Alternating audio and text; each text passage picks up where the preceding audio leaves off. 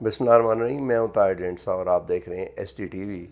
Stock exchange को barometer कहा जाता है और राइटली सो, क्योंकि ज़ाहिर है लोग डायरेक्टली कोई सौदा नहीं ख़रीद रहे होते, बल्कि जो कंपनी एक्चुअल बिज़नेस कर रही होती हैं उसके शेयर ख़रीद रहे होते हैं और फ़रोख्त कर रहे होते हैं।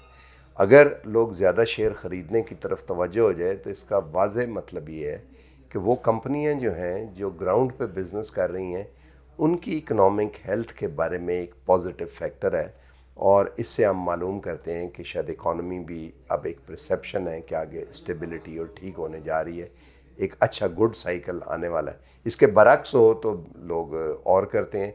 जैसे कि आज मैं सुन रहा था किसी कंपनी को, किसी बायोटेक कंपनी के कोई इन्वेस्टिगेशन US में चाइनीज़ किसी कंपनी की खोली है और उसके जो स्टॉक्स थे वो बिल्कुल बॉटम पे आके उन्होंने हिट कर दिया, उससे बड़ा लॉस हुआ। स्टॉक एक्सचेंज पे बैठे हुए अमेरिकन कैपिटल था वो भी। तो इसलिए जानने के लिए कि ओवरऑल क्या है, कभी कभी हम स्टॉक एक्सचेंज में भी आया करते हैं। हमारे साथ आज एक मौजूद हैं इस्लामाबाद में लीडिंग ब्रोकरेज हाउस वाले, और इससे पहले ये chairman stock exchange Islamabad stock exchange थे जब कंबाइन या BPSX नहीं था बना, और अब भी जो रीट कंपनी है उसके चेयरमैन है जाहिद लतीफ़ खान साहब। Very warm welcome. Thank you very much जी, बहुत शुक्रिया। ये जो अभी हमने बात की है थोड़ी सी इस पे बात करें फिर आगे बातचीत करते हैं। हाँ जी, बड़ा अच्छा आपने प्रीएम्बल दिया है। बट बेसिकली स्टॉक मार्केट जो है ना सर, उसमें सिर्फ आज की जो सिनेरियो है, करंट सिनेरियो कंपनीज़ का या इकॉनमी का या मुल्क की आउटलुक का, सिर्फ उसी का अमल दखल नहीं होता, बल्कि आने वाले दिनों का उस पर्टिकुलर कंपनी, उस पर्टिकुलर सेक्टर और मुल्क की जो इकॉनमी के हवाले से जो एक सेंटिमेंट्स होता है वो मार्केट डिपिक्ट कर रही होती है। जब भी स्टॉक मार्केट हम देखते हैं कि इकॉनमीज़ रिकवर करने लगी हैं तो मार्केट 2-4 महीने पहले से रिएक्ट करना शुरू कर देती है। हम देखते हैं कि इकॉनमी जो है आगे जाके ख़राब होने वाली है तो मार्केट पहले ही सेंस कर लेती है और मार्केट पहले से ही नीचे आना शुरू हो जाती है। अभी ये जो पर्टिकुलर हमारी स्टॉक मार्केट पिछले साल जुलाई से मार्केट में रैली शुरू हुई है, हालांकि उस वक्त अनसर्टेनिटी और सारे मामलात पीक पे थे और मुसलसल चलते आए जब तक इलेक्शन नहीं हुए। इलेक्शन के बाद भी आपको पता है अनसर्टेनिटी रही, और अब जाके थोड़ा गवर्नमेंट भी बन गई है और प्रेसिडेंट ऑफ पाकिस्तान भी बन गए हैं और कैबिनेट भी बन गई है, तो उससे अब हमें उम्मीद लग रही है कि चीज़ें शायद बेहतर हो जाएंगी, इंशाल्लाह बेहतर हो जाएंगी। तो लेकिन ये जो फैक्टर्स, रियल फैक्टर्स जो हैं बिहाइंड सॉलिड, जिसे कहते हैं ना रियल सेक्टर से वाबस्ता जो चीज़ें होती हैं, वो तो मसलन इंटरेस्ट रेट है। अब अगर 24% पे है या 22 पे तो 2-3% स्प्रेड कर लें तो ये 25-26 बन जाता है टोटल जो किसी ने लेना है। फिर जो बिजली की एक तो कॉस्ट है वो नोन होती है कि बहुत महंगी, अनसर्टेनिटी फ्यूल में एक्सचेंज होके, और इसी तरह से जो डिस्प्यूट रेजोल्यूशन मैकेनिज़्म है वो भी स्टेट बड़ी हाई हैंडेडनेस के ज़रिए वो डील कर रही है आगे। तो व्हाट डू यू थिंक कि इन फैक्टर्स की मौजूदगी में ये कंटिन्यू रहेगा? अच्छा सर, हमने ये देखा है कि स्टेबलाइजेशन फैक्टर जो है ना वो आ चुका है। यानी पिछले साल अगर हम 30 जून तक की बात करें, जिस दिन SBA साइन हुआ IMF से, तो 30 जून जो उससे पहले interest rate was all time high, inflation was all time high, 41% से प्लस चली गई थी inflation. Uncertainty was all time high, आज डिफ़ॉल्ट होता है कल डिफ़ॉल्ट होता है। हमारे जो इंटरनेशनल बॉन्ड्स थे वो लोएस्ट उसके ऊपर ट्रेड हो रहे थे, लेकिन जो ही SBA साइन हुआ है IMF के साथ तो उसके बाद से सारी चीज़ों के, हाँ डॉलर 340 रुपये तक भी चले गया था। अब आपने देखा है कि पिछले 4-5-6 माह से 280 रुपये के अराउंड जो है वो स्टेबल हो गया। इंटरेस्ट रेट 22% से ऊपर नहीं गया। हर मरतबा हम ये एक्सपेक्ट और ख्वाहिश करते हैं कि वो नीचे आना शुरू हो जाए, बट अभी तक नहीं हुआ। आपने देखा है कि अमेरिका ने भी मेंटेन रखा है, उनका भी कोई 22 के 28 साल का रिकॉर्ड है कि जी वो इस वक्त हाईएस्ट इंटरेस्ट रेट वहाँ चल रहा है। पूरी दुनिया में इंटरेस्ट रेट रजीम जो है वो हाईएस्ट चल रही है, अपने अपने रिस्पेक्टिव कंट्रीज़ के रिकॉर्ड बन रहे हैं किस्म के। बट वी स्ट्रांगली बिलीव कि इस साल के सेकंड क्वार्टर में, थर्ड क्वार्टर में इंशाल्लाह इंटरेस्ट रेट कम हो गई, क्योंकि हमने देखा है कि हमारी इन्फ्लेशन काफ़ी हद तक नीचे आ गई। 41% سے 25% تک آ چکی ہے، ڈالر سٹیبل ہو چکے ہیں، انٹرنیشنل ریٹنگ ہماری امپروو ہو چکی ہے، ہمارے جو بانڈز تھے ماشاءاللہ سے انہوں نے بڑا تیزی سے باؤنس بیک کیا ہے، وچ انڈیکیٹس کہ انٹرنیشنل انویسٹرز کا بھی کانفیڈنس پاکستان کی اکانومی کے اوپر آنا شروع ہو گیا۔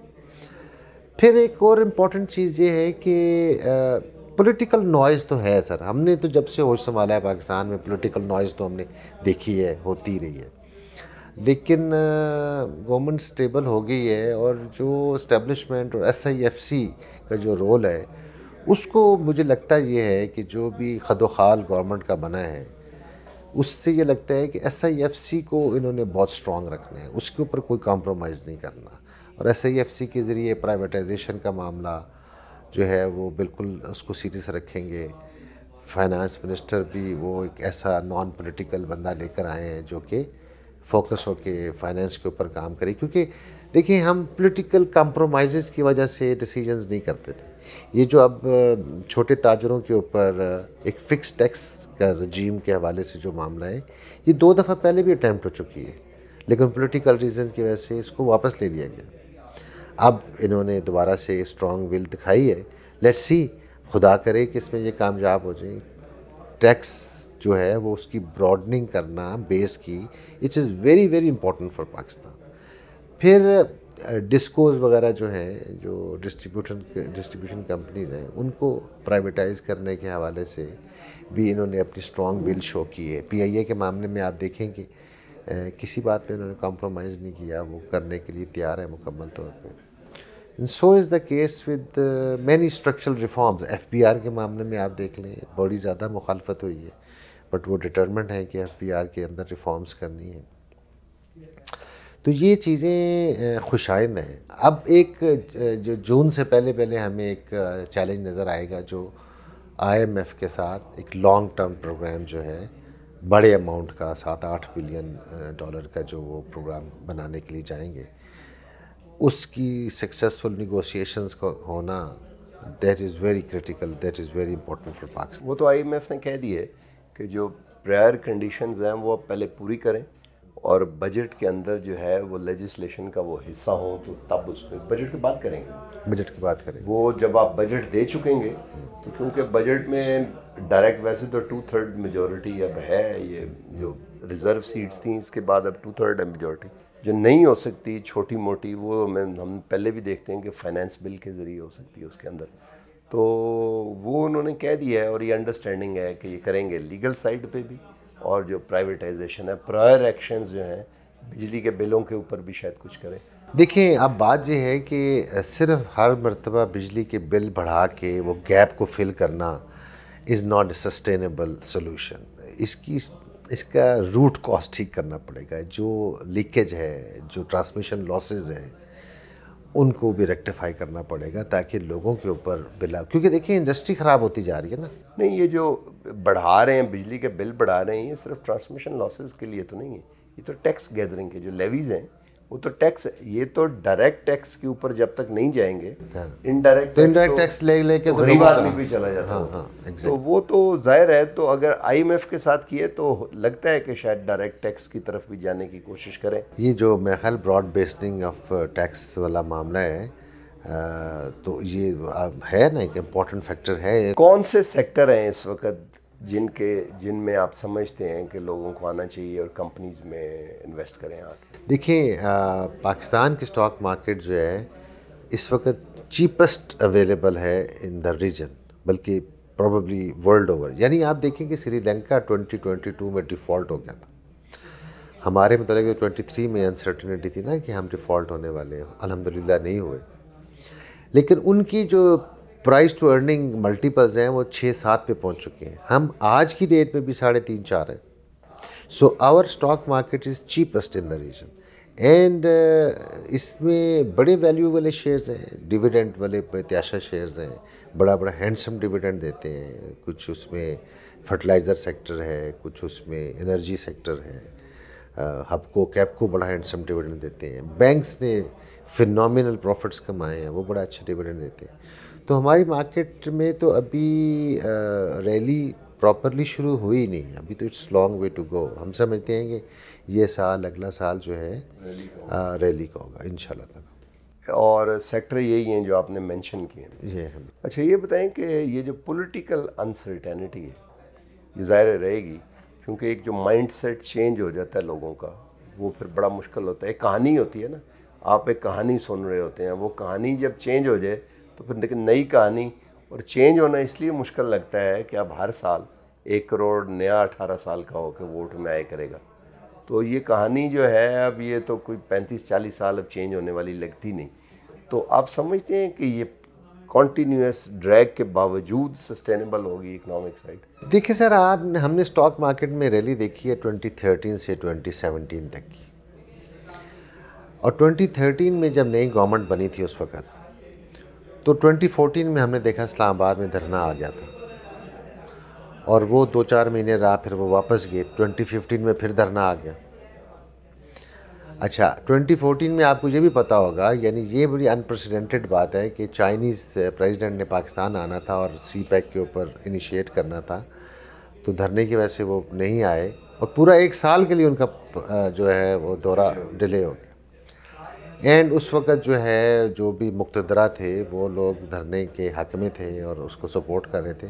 بٹ آپ نے دیکھا کہ اسٹاک مارکیٹ چلتی رہی. It is all because of the demand and supply, and it's all because of the structural, یعنی اکنامک کو سائیکل جو ہے وہ ان کی بیسس کے اوپر ہم سمجھتے ہیں کہ وہ پرانے پریسیڈنٹ بھی ہم دیکھتے رہے ہیں، ابھی بھی ہم دیکھ رہے ہیں. تو یہ سائیکلک بیہیویئر ابھی ہے اس کے اندر، جس کی وجہ سے ہم سمجھتے ہیں کہ اس وقت جو پولیٹیکل چپکلشیں ہیں یا کھینچا تانی ہے یا نوائس ہے، اس کو اسٹاک مارکیٹ اگنور کر رہی ہے. آخری آپ سے، پرماننٹ اس کو سسٹینیبل بنانے کے لیے کیا 1-2 چیزیں ہیں جو آپ سمجھتے ہیں؟ بڑی خوبصورت بات ہے سر. اس میں سب سے پہلے امپورٹنٹ بات ہے کہ جیسے آپ ماشاءاللہ سے جرنلزم کے علاوہ آپ سیکیورٹیز اینڈ ایکسچینج کمیشن جو ریگولیٹر ہے اس کے ساتھ بھی وابستہ رہے. یہاں پہ اویئرنیس اور financial literacy is at the lowest in the world Pakistan کے اندر. یعنی ہمارے کنٹریز جو، چلو انڈیا اور چائنا کو چھوڑ بھی دیں، لیکن بنگلہ دیش، سری لنکا، یہ بھی ہم سے آگے ہیں فائنینشیل لٹریسی کے حوالے سے. تو ہمیں ایک تو فائنینشیل لٹریسی پہ بڑا زیادہ کام کرنا چاہیے پورے ملک کو، اور خاص طور پہ جرنلسٹ اور یہ جو میڈیا ہے اس کے حوالے سے. اور دوسرا یہ ہے کہ خدا کرے کنٹینیوٹی آف پالیسیز رہیں، اسٹرکچرل ریفارمز ہو جائیں، اچھے سٹیپس جو گورنمنٹ کبھی بھی اٹھاتی ہے پھر اس کو بیک ٹریک پہ نہ جائیں. ابھی ہمیں چیلنج نظر آتا ہے جو لاس میکنگ ایس او ایز ہیں ان کے معاملے میں. ایک جو اس وقت گورنمنٹ ہے اس کا ایک جو میجر کولیشن پارٹنر ہے، اس کی منشور کے مطابق تو privatisation is not acceptable to them. So how to handle them, یہ دیکھنے کی ضرورت ہے کہ میجر پولیٹیکل پارٹی جو اس وقت اقتدار میں ہے اور اس کے علاوہ ایس آئی ایف سی کو چلانے والے لوگ جو ہیں وہ کس طریقے سے پرائیویٹائزیشن پروسیس کو آگے لے کے چلتے ہیں ڈسپائٹ دا فیکٹ کہ ایک میجر کولیشن پارٹنر اس کے حق میں نہیں. تو یہ چیزیں ہیں، یہ چیلنجز ہیں، بٹ وی تھنک دیٹ چیزیں انشاءاللہ امپرومنٹ سائڈ پہ جائیں گی. بہت بہت شکریہ، آئی ہوپ کہ جائیں تاکہ عام بندے کی زندگی جو ہے جیرن ہوئی وہ تو چلے. بالکل. تو باٹم لائن یہی ہے کہ ابھی اس وقت جو اسٹیبلٹی ہے، لگتا ہے کہ اسٹیبلٹی کی طرف چیزیں چل پڑی ہیں جیسا کہ آپ نے سنا، لیکن اس کو سسٹینیبل بنانے کے لیے جو موور اینڈ شیکر ہیں ان کی ول بھی بڑی ضروری ہے کہ وہ بجائے اور چیزوں میں الجھنے کے مین فوکس اپنا رکھیں اور اس کو درست کریں، اور آگے اس ریفارمز کے اوپر پھر سیکنڈری ریفارمز کا سلسلہ جو ہے وہ شروع ہو. مجھے یاد ہے کہ جب مشرف دور میں وہ ہوا تو ایک سٹیبلٹی آئی، تو ہم نے وہ اس وقت کے پرائم منسٹر تھے شوکت عزیز، ان سے سیکنڈری ریفارمز کا سننا شروع کر دیا تھا، لیکن وہ پھر ہو نہیں سکا. تو یہ چیز بڑی ضروری ہے اور آئی ہوپ کہ شاید یہ آگے چل سکے گا. آج تک کے لیے اتنا ہی. اللہ حافظ.